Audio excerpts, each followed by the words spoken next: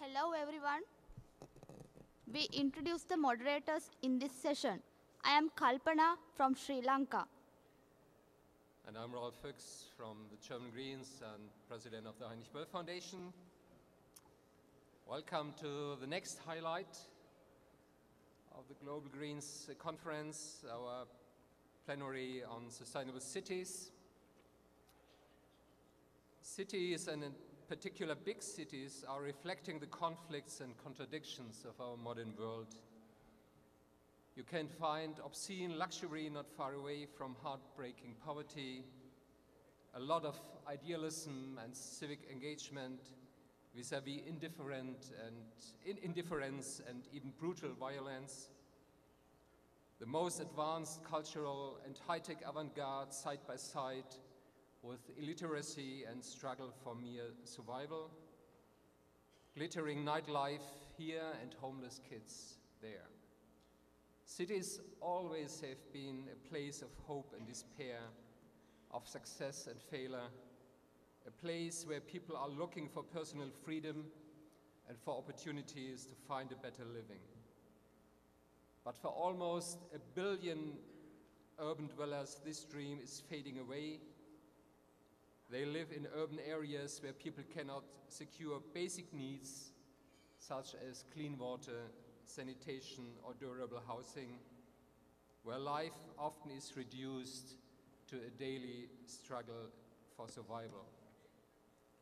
This is one of the two main challenges cities have to deal with: to ensure their social coherence, to prevent that cities are falling apart in islands of the rich and areas of the poor.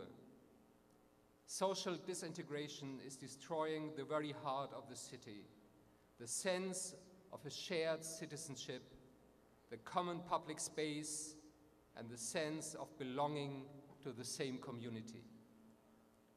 Cities must be social inclusive and provide fair opportunities to all their citizens. And this very much depends on access to education, to health care and social services for every man, every woman, and every child. Defending the public good, fighting for available, safe and efficient public services, from water to public transport, is a major task of a green urban policy.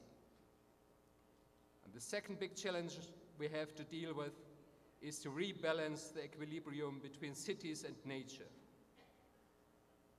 I don't share the argument that cities per se are in conflict with sustainable development. On the contrary, compact cities that integrate housing, education, employment, and recreation in a highly condensed space are the only way to avoid the degradation of the remaining greenlands and woods by expanding human settlements.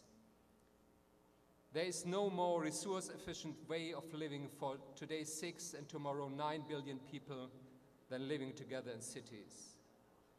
But having said this, it's also clear that the way cities are designed today is not sustainable at all.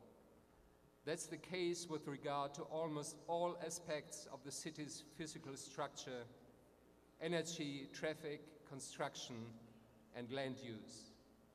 Today, cities are a main cause for the global environmental crisis.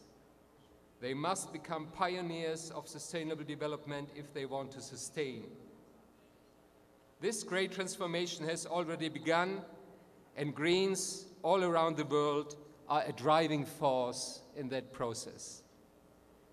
So I'm looking forward to an interesting panel with brilliant speakers reflecting the diversity of cities as well as of the global Greens.